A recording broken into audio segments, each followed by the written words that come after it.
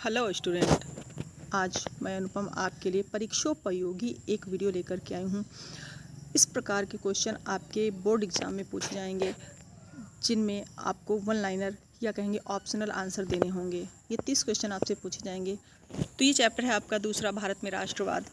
इसका पहला क्वेश्चन है आपका, महात्मा गांधी दक्षिण अफ्रीका से भारत कब लौटे? तो महात्मा गांधी दक्षिण अफ्रीका से वर्ष 1915 में भारत लौटे। किसने सर्वप्रथम गांधी जी को महात्मा के तौर पर संबोधित किया था?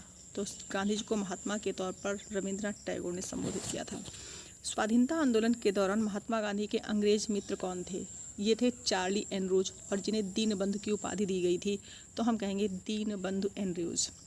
फिनिक्स फॉर्म कहाँ स्थित है? ये फिनिक्स फॉर्म जो दक्षिण अफ्रीका के डरबन में स्थित है, ये महात्मा गांधी ने स्थापित किया था।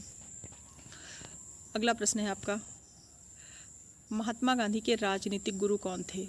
तो महात्मा गांधी के राजनीतिक गुरु थे गोपाल कृष्ण गोखले। गांधी जी की दृष्टि में अहिंसा का अर्थ क्या था? तो सत्य की प्राप्ति का मार्ग अहिंसा था। भारत के स्वतंत्रता संघर्ष के दौरान सबसे पहले सत्याग्रह किसने किया? तो स्वतंत्रता संग्राम के दौरान सबसे पहला सत्याग्रह महात्मा गांधी के द्वारा किया गया। महात्मा गांधी भारतीय राष्ट्रीय कांग्रेस के किस अधिवेशन में सम्मिलित हुए थे? महात्मा गांधी भारतीय राष्ट्रीय कांग्रेस के कोलकाता अधिवेशन 1901 में सम्मिलित हुए थे।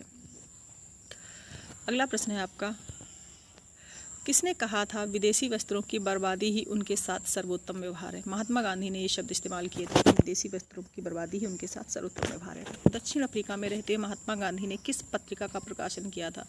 ये पत्रिका थी इंडियन ओपिनियन। महात्मा गांधी को सर्वप्रथम राष्ट्रपिता कहकर किसने संबोधित किया?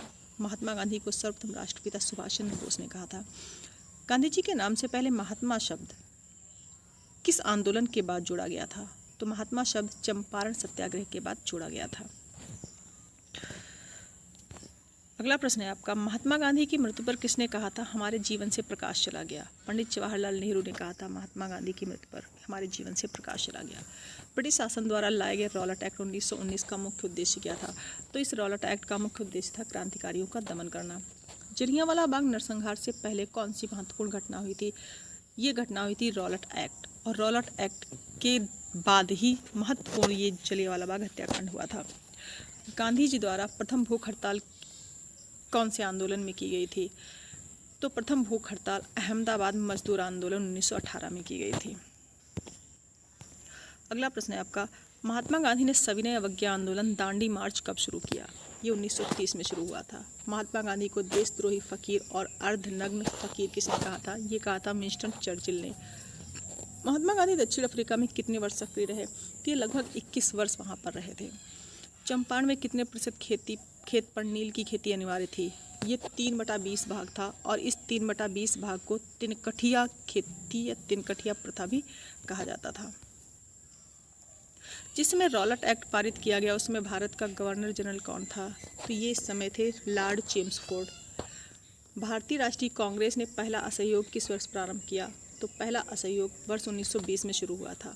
देशबंधु के नाम से कौन प्रसिद्ध था? चित्तरंजन दास देशबंधु के उपनाम से जाने जाते थे। स्वराज पार्टी का गठन किस आंदोलन की असफलता के बाद हुआ? ये असहयोग आंदोलन जो था, इसकी असफलता के बाद स्वराज पार्टी का गठन हो गया था। असहयोग आंदोलन जो था, ये आंदोलन में हिंसा होने के कारण असफल हो गया था। इसको महात्मा गांधी ने रोक दिया था। चौरी चौरा की घटना के समय महात्मा गांधी कहाँ थे? तो उस समय ये बारडोली में थे। तो यहाँ पे आपके ये कुछ जनरल से क्वेश्चन थे जो ख़त्म होते हैं। इसी प्रकार से इस राष्ट्रवाद से संबंधित हम आपके बहुत सारे क्वेश्चन लेकर के आएंगे, जिससे आपको कोई न कोई लाभ मिलेगा। आप वीडियो को देखते रहिए और लाभ उठाते रहिए। अगर वीडियो पसंद आता है तो लाइक करें। Thank you.